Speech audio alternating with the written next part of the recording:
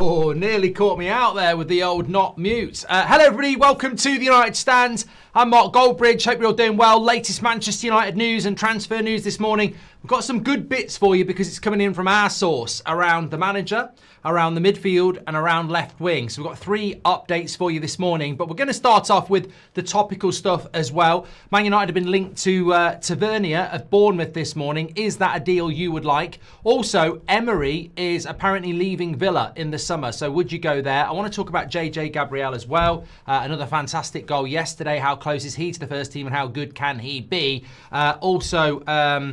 Those 3 things I want to get into as well. But look, I want to start off with this story that's coming in about James Tavernier. I think it's James from Bournemouth. And also there's an update from Romano as well. So got quite a bit of, well, that's what a news show's all about, isn't it? A news show is all about the topical transfer and Man United news. We also know who Wilcox wants as well, but I'll delve into that in a moment. But look, we've been linked to Tavernier this morning of Bournemouth, who is apparently available for about £40 million. Marcus Tavernier, that's his name. Thank you very much. So look, I'm instantly going to merge this into our source that we were talking to last night. So deal close. Remember I said to you about 2-3 weeks ago that the deal that United are working on the most at the moment is Diomande from Leipzig. Doesn't mean he's the priority. It's just as per when we bought Dan James first and when we bought Mason Mount first. In a transfer window, you don't always buy your priority first. You buy what you can do, because at the end of the window, maybe Elliot Anderson is Man United's priority, but he says, I'm not signing till after the World Cup.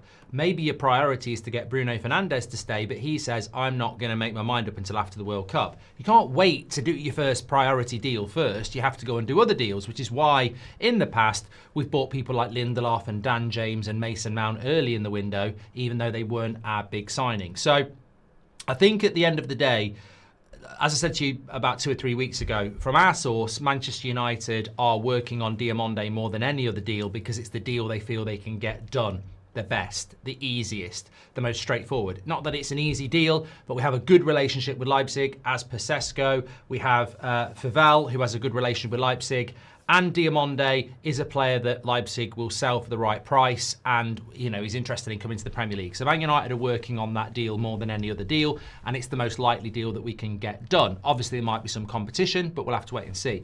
So it's interesting when you see stories like Tavernier at Bournemouth for Manchester United, because I think instantly it sets off alarm bells in the fan base that, oh, here we go again, it's cheap alternatives. Now, Joseph says he's a baller. I've got to be honest, when I think of Bournemouth, I wouldn't put him in my top 5. I wouldn't. I don't think he is. I think that the Evan Nilsson, Kluivert, Coupe, Scott, and Adams, and Truffert.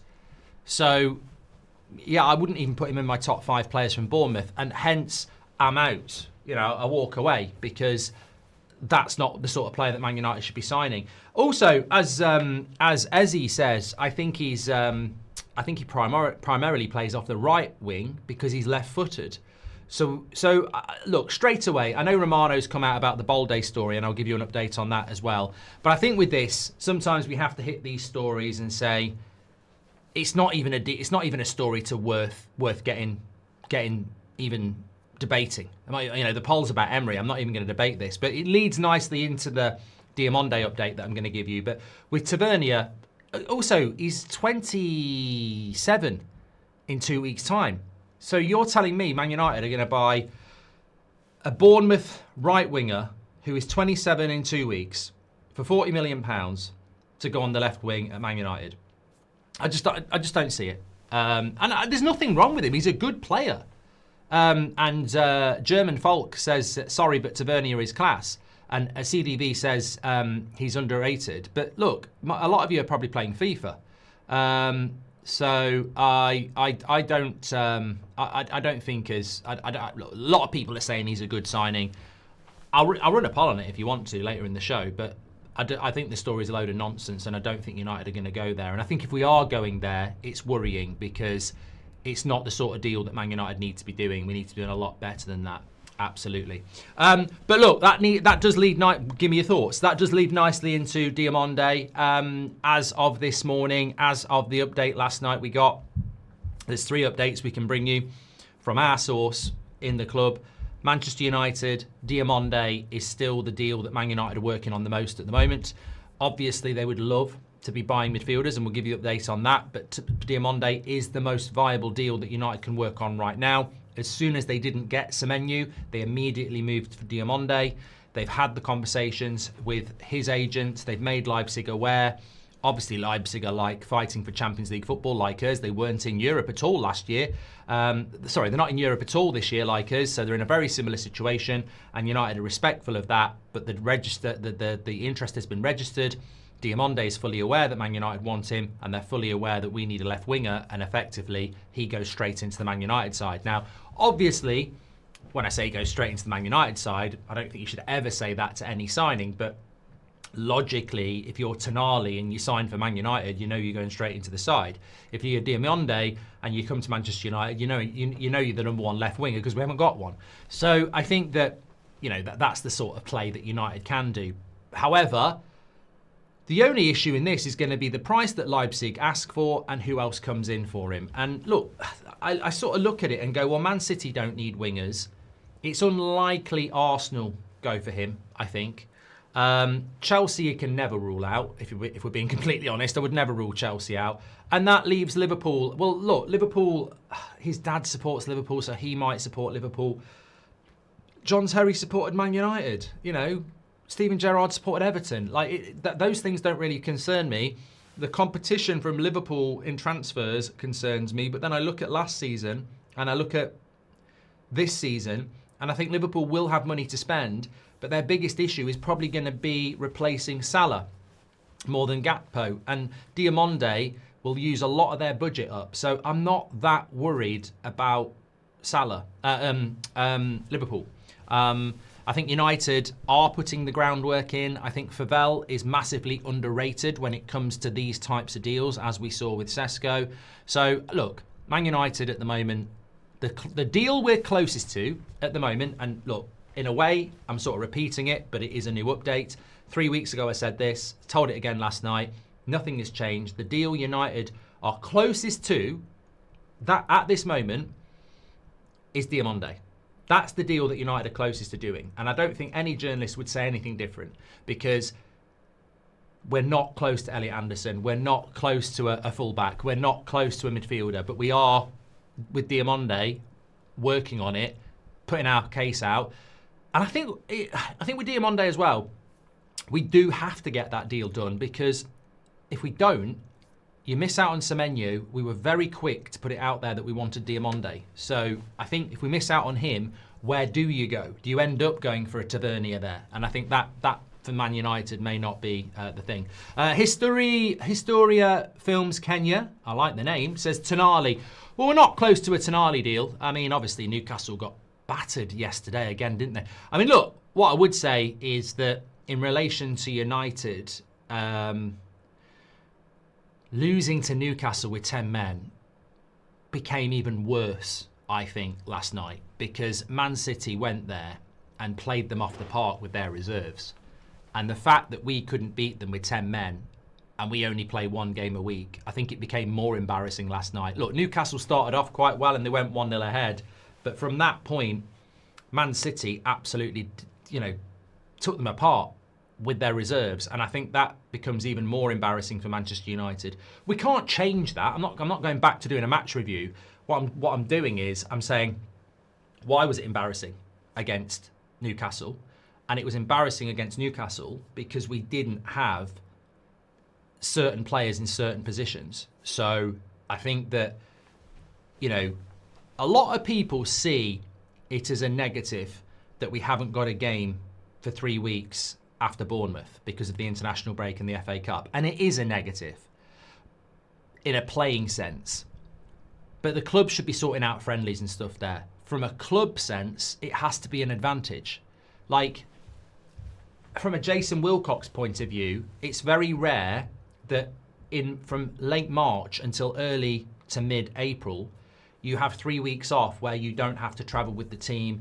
etc. He's got 3 weeks in that time to really home down on the signings we're going to make. And this is what I was told last night, actually. Let me just make sure I've got this right, because I think I took some notes. Yeah, first choice signing. So basically, when you look at Diomande, some people might say, why are we trying to sign Diomande in March when we don't know who our manager's going to be in June? But this is what United are trying to do. They're trying to avoid the Taverniers and the João Gomez signings that a new manager might go, why? They're trying to focus on the Diomandes that most managers are going to walk in and go, yeah, I'm really happy with that. So United's stance, and I do agree with it, is that they're working on transfers that 99% of the managers that they could bring in would go, I'm really grateful for that. I really like that. And I think you have to do that. That's why this next 2 months, United can't just be sat there praying that Carrick, performs a miracle and wins the league or whatever. Because we do need to be talking to players now. As I said to you a couple of days ago, we were talking to Akanji in the February, and he was interested in coming to Man United. He ultimately ended up going to Man City because when Ten Hag came in, we said Ten Hag doesn't want you. So you have to be advancing deals, and some of those deals, the manager will come in and he'll go yes or no. But some of those deals, the manager will come in and they'll already have been signed. So I think the more Diomandes, Tonalis we work on, the better, because whether it's Luis Enrique or Michael Carrick, whether it's De Zerbi or Nagelsmann, you're not going to walk in and go, well, I didn't want Diomande and Tonali, I wanted Harvey Barnes and Jordan Henderson. Stood-up show feels strange, says United Red Devil. I like the stand-up shows. I feel I personally get more out of them. My back's just not been up to it. Emily Derry says Tavernier is not the player I would break the over 26 rule for, which is a dumb rule anyway. But I would do it for Bruno G. With Cunha and Mbeumo in the attack, I don't mind a younger player like Diomande. Yeah, look, I'm a little bit like you on that, Emily. I think we shouldn't have the over 26 rule. But if you're going to break it, you go for somebody slightly better than that. But I also agree that with Diomande, he is a kid. And we have an obsession with buying young players. But I think in the attack, it's one area where we could go for somebody who's 20. And I think he's either 19 or 20. But we've got Ahmad approaching his mid-20s. We've got Cunha and Mbeumo in their mid-20s. We've got Sesko moving towards his mid-20s.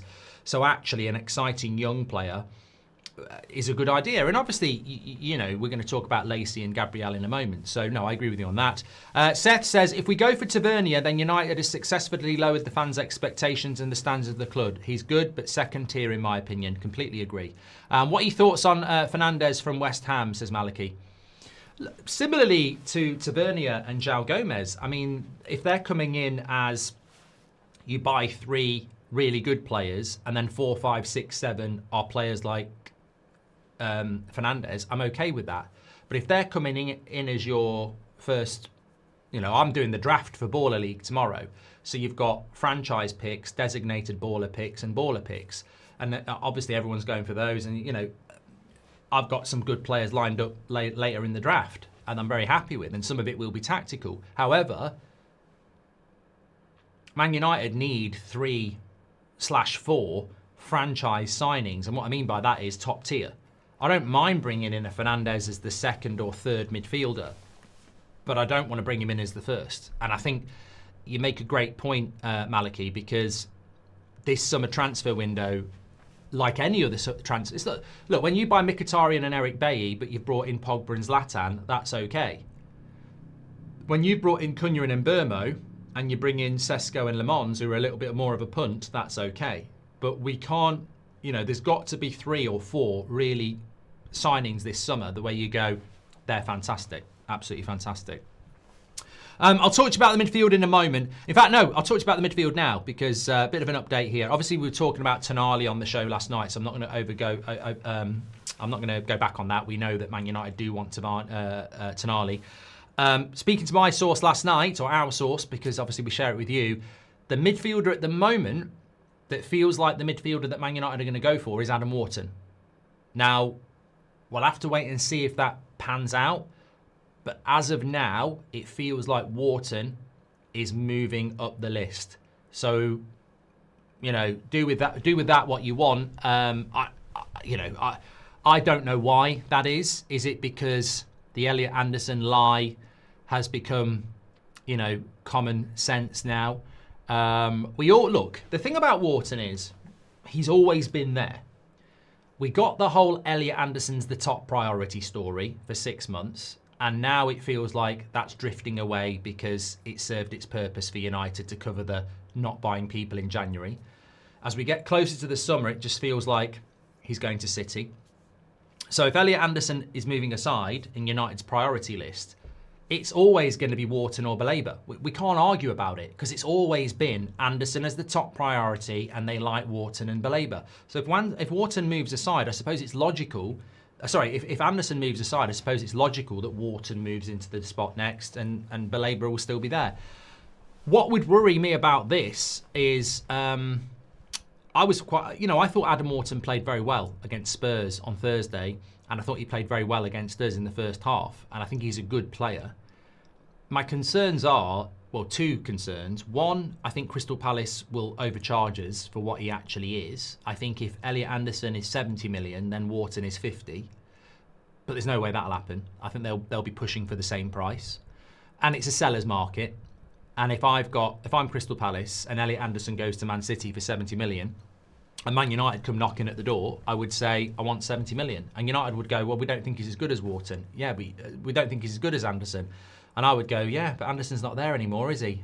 And you're more desperate, so it's 70, please.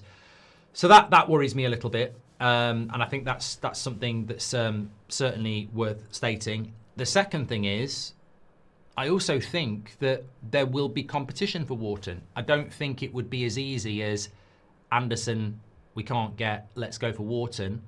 Because I actually think Liverpool, Chelsea, maybe Arsenal will try for him as well. So I think that that's my concern with Wharton. I think he's a good player, but obviously I just think Elliot Anderson's better.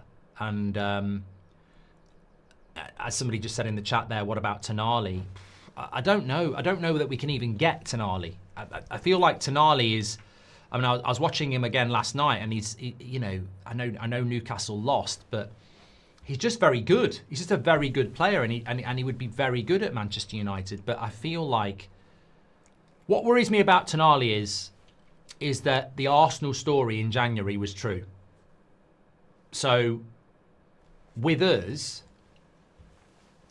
it's a little bit like your mates, isn't it? You know, maybe you had this when you were younger. Like there's a woman out there and both your mates fancy her, but one of them actually takes them out on a date and the other one just says, I would like to take her on a date, but never asks her. I feel like with Tonali in January, it was sort of like Arsenal did try to get him and Man United sort of went, ooh, yeah, we'd be interested as well. I don't know that United are actually going to make the move. I think we're just sort of like going, yeah, we're interested. Who wouldn't be? But I feel like Arsenal were making a move in January. And if Arsenal make a move, can we compete with that? I don't know. Do we want to compete with that? So look, I don't dismiss Tonali, but as I say, as I was told last night, it feels like Wharton is the guy that's moving up the list at the moment for Manchester United. And then the third bit was, so obviously we've got the update on Diomande and Wharton. The third thing I was told last night is that, well, look, let me phrase it with a bit of topical stuff. So I read this morning that there's growing rumours that Unai Emery is going to leave. Let me just read it out to you because sometimes I paraphrase too much when I can actually just read it. So yeah, Unai Emery is increasingly likely to leave Aston Villa this summer as frustrations grow over the club's financial restrictions. The Spanish head coach is said to be growing increasingly unhappy with the limitations around the club's spending. He took over the club in 2022 when they were in a relegation battle, and since then they've always qualified for Europe. So Unai Emery leaving Aston Villa in the summer surely has to be a consideration for Manchester United. Now, 59% of you, nearly 5,000 have voted, are saying that you would go for him. 41% of you wouldn't go for him. Now, what I was told last night is that Wilcox, and you might want to sit down for this. I just want to run another poll on Tavernier as well. Yes or no? Wilcox wants Carrick. Now, I don't know whether that's breaking news, but it's the first time I've heard it from a source. Wilcox wants Carrick. So our director of football wants to give the job to Carrick. What do you do with that? I'm not surprised. I think he's absolutely crap at his job anyway. But even if you do want Carrick, I just think it's like, why is he sat there in March wanting Carrick? Like, this is the director of football of Manchester United. I don't mind fans wanting Carrick. I don't mind Carrick wanting the job. But every logical person I've heard has gone, well, we can't make that decision. We can't even bring Carrick into the conversation until the end of May. And you got Wilcox, who apparently wants Carrick now. So you sort of like go, what's the bloody point in talking about any other manager, really? But if Unai Emery is available, then I think he is... I mean, what he's done at Aston Villa... I wrote this down, actually. Well, I haven't wrote it down. It's on my... one of my browsers. He's managed 130 Premier League games for Aston Villa from 2022 to today, and his win ratio at Aston Villa is 53%, making him the only permanent manager in their club's history to maintain a win percentage of over 50%. I mean, 53% win ratio in 130 Premier League games for Aston Villa is absolutely incredible. And just to context that, since Sir Alex Ferguson... Ten Hag, Jose Mourinho had a 58.3% win ratio. Ten Hag had a 54.7% win ratio. Solskjaer had a 54% ratio. So, look, I mean, it does beg the question why we sacked Mourinho. I mean, it really does. I mean, I'm not here to talk about why we sacked Mourinho, but why did we sack Mourinho when he had a 58% win ratio at the club? I mean... Well, I know why. I think we all know why. But I do find that absolutely incredible that we you know, the more I look at that, how the fuck did we sack a manager with a 58% win ratio? How was that even how was that even allowed? But that was player power. That was Woodward and the players, wasn't it? They stabbed him in the back and down tools to get rid of him because he was becoming too vocal. But look, if you've got a 53% win ratio at Aston Villa, and with all due respect to Aston Villa, you know that's an amazing record because they've never had a manager with 1 over 50. Villa are not Man United or Liverpool. You would expect Man United to have a manager with a win ratio north of 52%. I think even Ollie did. So, but I think Emery's a very good manager. And whilst he wouldn't be my first choice, if he is available, I think... People talk about the guy before the guy. People talk about stability. If you look at what Unai Emery's done at Aston Villa, ever since he's come in there, they've never been out of Europe. I mean, that's rocket fuel to us. If we could have a manager that can put us in Europe for the next 4 years, obviously the standards of the club are to try and win league titles, but you've got to learn to walk before you can run. We always want to go from the bottom of the mountain to the top. We actually probably could do with somebody who can just start us climbing up the mountain. And I think that over Glasner, De Zerbi, or Carrick, I would take Emery every single day of the year. What about his Arsenal win ratio? I think his Arsenal win ratio was 49%. He managed 51 Premier League games and he maintained a win ratio of approximately 49% at Arsenal in the season he was there. So, I mean, look, Michael Carrick got sacked by Middlesbrough.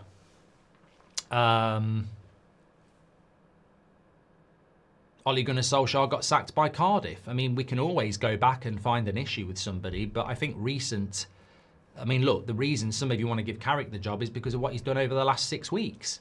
I think we can afford to say that the Arsenal job for Emery didn't go that well. There's mitigating circumstances behind that. But in the last 4 years at Aston Villa, it's gone incredibly well in the Premier League. It's a club that, you know, isn't Manchester United. So, look, I'm just saying, if Emery is leaving Aston Villa this summer, then why would we not consider it? It's another name that's better than some of the names. And I'm talking De Zerbi, I'm talking Glasner. I mean, I'm talking whoever else we're being linked to that I don't think is good enough for the job. So yeah, but look, Wilcox wants Carrick. So I mean, look, Wilcox they need to get rid of Wilcox. My dream is my dream is my dream. I want Faval as director of football. I want Enrique Ornegolsman as the manager, and I want to bring people in like Diomande and Stiller and Lewis Hall, and I want to have an exciting summer where they can release a kit like that looks like something where we're good, but actually we have a summer where I feel like we can be good. And I don't think we've had a summer like that since Mourinho, if I'm being honest. The best summer we've had since Sir Alex Ferguson was appointing Jose Mourinho, signing Paul Pogba and Zlatan and co, and I actually felt we might be heading in the right direction. I knew there was going to be work, but I actually felt excited. We need to create one of those summers this summer. We can't create a summer where Wilcox thinks it's going to work. The fans need to believe this summer. That if Sir Jim Radcliffe's got anything in his brain about football, and if he genuinely is a fan of Man United, we need to create a summer like the Mourinho summer. We need to bring in a top-class manager and some top-class players. And we've done it before, and that summer of Mourinho is the best summer we've had since Sir Alex went. There was a buzz. Even the bloody share price shot up. There was a buzz around the club. And they need to create that this summer. And if they're not going to create that because they're going to listen to some ex-Man City Leeds player who's got no idea about the club, then things are going to get worse. Simple as that. Just before I talk about something else, we were talking about a Balde swap deal last night. I've had this in from producer Greg, but he's not the source, don't worry. We don't want producer Greg becoming an ITK journalist. He actually sent it me from Romano. He says there was some link between Man United and Balde, but Barcelona see Balde as a crucial part of their project and believe he has huge potential.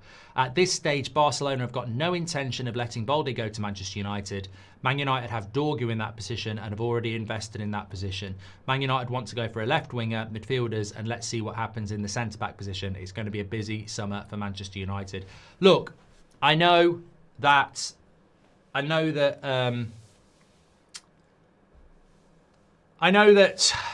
Romano's getting a bit of stick at the moment. Some of you might agree with it, some of you might not. But the reality is, whether he's getting a bit of stick or not, he's still well sourced. The Balde thing doesn't worry me. What worries me is the second bit. Man United have already invested in that position with Dorgu. Left wing midfielder and maybe a centre-back is what United are looking at in a busy summer. This has got Wilcox's fingerprints all over it. Absolutely bloody clueless.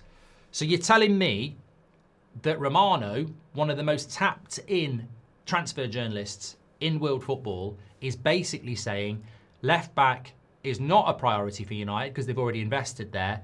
It's midfield, left wing and centre back. What about fucking right back and left back? I mean, if you're watching Man United at the moment, left back and right back are more important than any other position apart from midfield. We are shit down the full back positions. Rubbish. And as much as I like Dorgu, he can't do it on his own. And also, what's Dorgu's position? Is Dorgu a winger? Is he a left back? We don't even know that because he's still developing himself. Can't just say we bought a left back and say we're okay. We're not. But that worries me. And I'm not like, I mean, it just worries me. It worries me that here we are in March dismissing left back and right back already. And I did say this a couple of weeks ago. I said, we know we need a left back and a right back, but the club, I'm not hearing anything. Not hearing anything. And now we've got Romano sort of killing it, going, well, no, it's not about that. It may be a centre-back. Why are we looking at a centre-back as well? Why is a centre-back a priority for Manchester United? We don't play 3 centre-backs anymore. We play 2.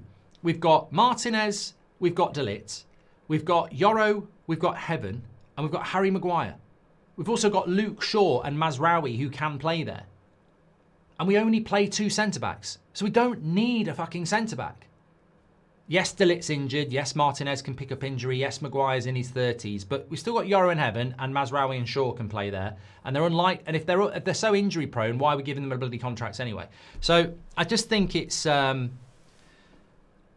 crazy that we'd even look at a centre back, and it's ridiculous. Look, we are gonna suffer next season if we go into it with Shaw and Dalot. We're gonna suffer. They're not good enough. The fans, you can sense it when you watch a game.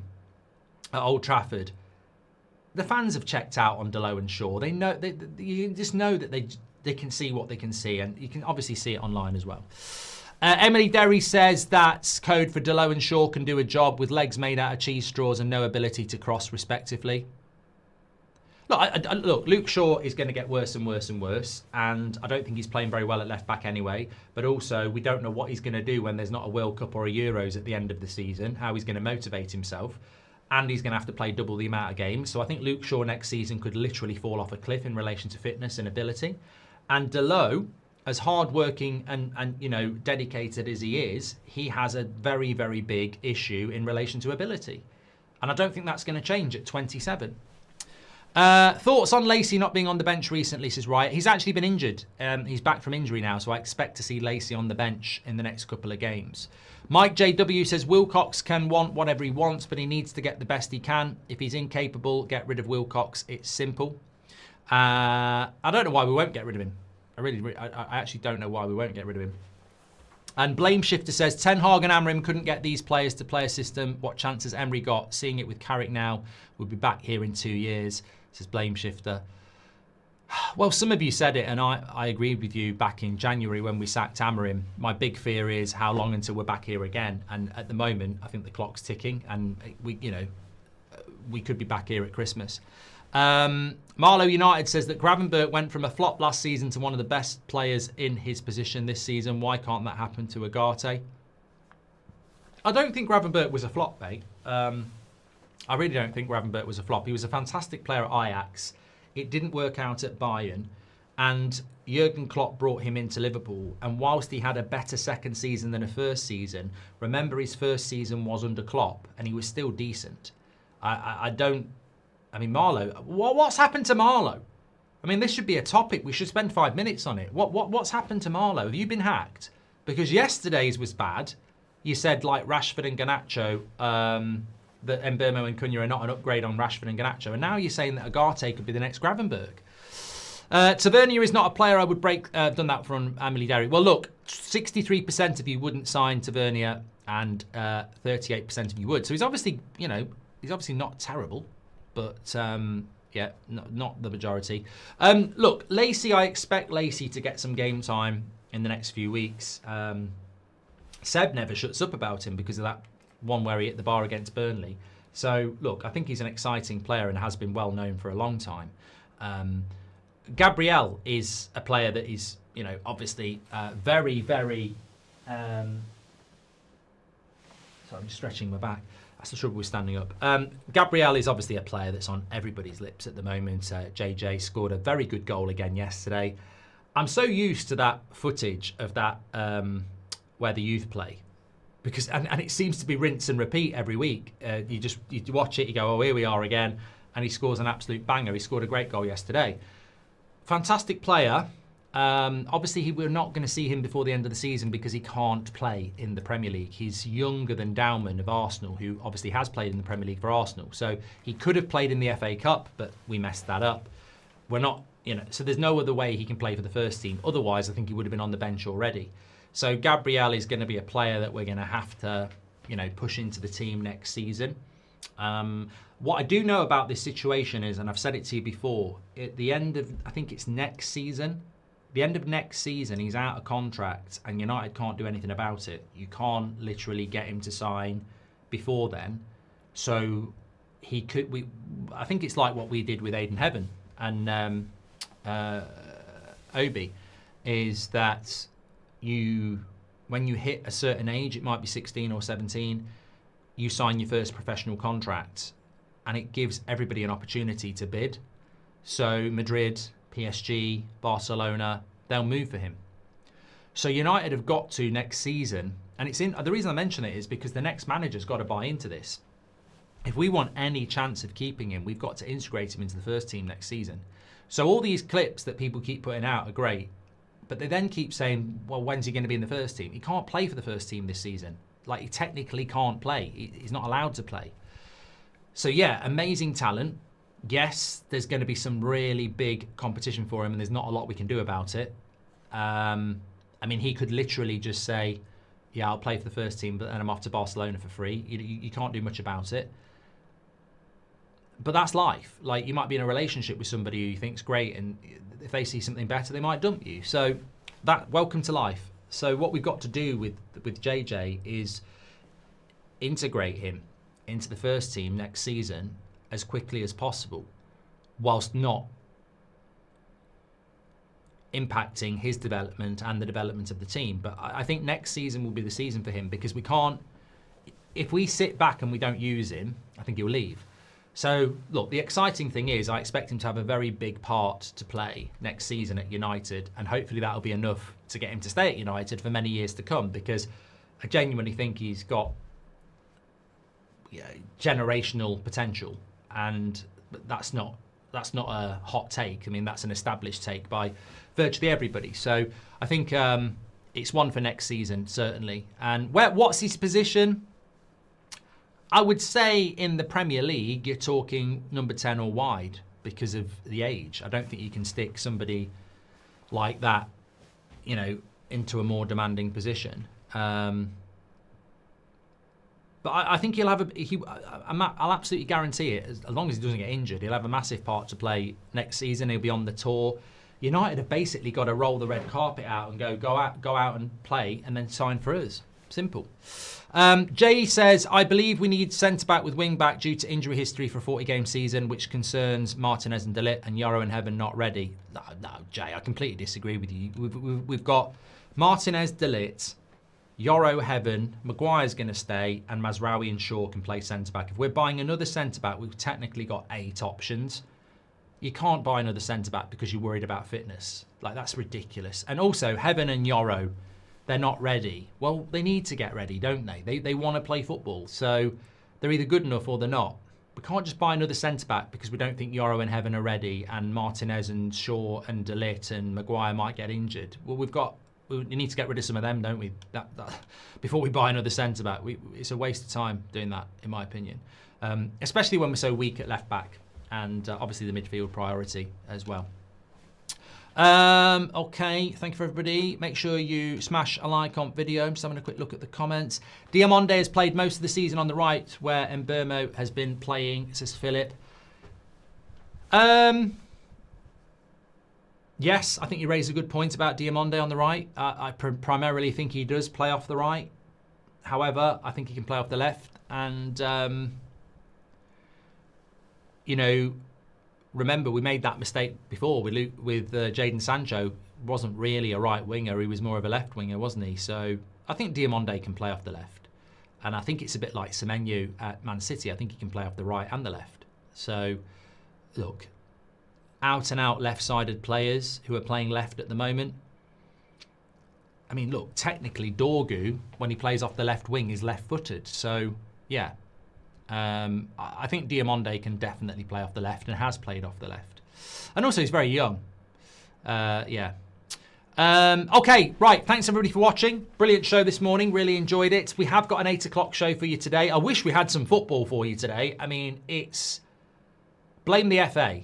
Why they're writing off weekends for the FA Cup exclusively, I do not know. It can't carry it. The games aren't good enough to carry a weekend, and this has happened before, and it's going to happen after the international break. I remember a time where after the 4th round of the FA Cup, if you'd been knocked out of the FA Cup and somebody else had been knocked out of the FA Cup, you could play them in the Premier League. But we've got this weird weekend again where we're sort of sat around going, this is shit. There's not enough good football around to watch this weekend. And I don't even think... None of the FA Cup... The best game I've watched this weekend was Bayern Munich on Friday night. Like, none of the FA Cup games have actually been that good. It's like a glorified pre-season game. People playing their reserves. So, no, I've got no intention of watching any football today. The F1's already happened. But 8 o'clock tonight, we've got a show for you. I like the 8 o'clock show on a Sunday. I've got some interesting topics to talk about, and I will see you for that. Take care, everyone. Stay safe. Get your comments in if you didn't watch live, and I'll speak to you on the next one.